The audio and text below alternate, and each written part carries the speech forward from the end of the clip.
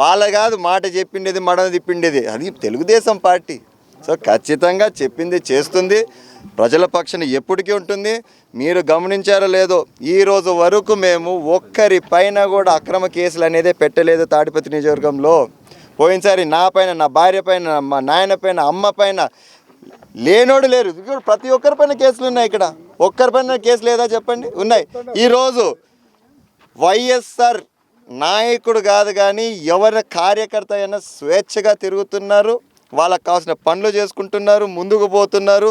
మేము చెప్పేది ఒకటే, మా ప్రజలు చెప్పేది ఒకటే, ఫ్యాక్షన్ మాకొద్దు, అందుకే మాకు పెద్దారెడ్డి వద్దు అంటున్నారు. నేను చెప్పానా, వీళ్ళు ఎవరైనా చెప్పారా? ఆయన మైక్లో చెప్పినాడు, ఖచ్చితంగా ఫ్యాక్షన్ మొదలు పెడతా, ఏ విధంగా చేసేటోడో ఆ విధంగా అంతకంటే మించి చేస్తా అన్నాడు. ఏ పార్టీ వచ్చినా ఎవడు మాట్లాడతారు ఈ కాలంలో? ఎవరన్నా మాట్లాడే మాటలు అసలుకి ఎవరు ఒప్పుకుంటారు ఫ్యాక్షన్ అంటే?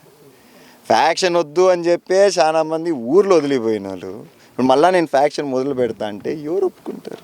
అందుకే రానిలేదు అనుకోవచ్చు. మేము కాదు, ప్రజలే రానియట్లేదు, రానిరు ఎవడికి. వాడు నాకు తెలిసి వాళ్ళ ఇంట్లో వాళ్ళు కూడా ముక్కుకుంటున్నారు, రాకూడదు, పెద్దారెడ్డి వచ్చినాడంటే మాత్రం ఏదో ఒకటి మొదలైతే గొడవలు.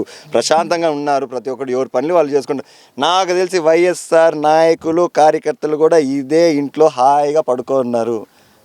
టీడీపీ వచ్చినా కూడా మాకు ఎటువంటి కేసులు ఈరోజు వరకు లేవు అని చెప్పి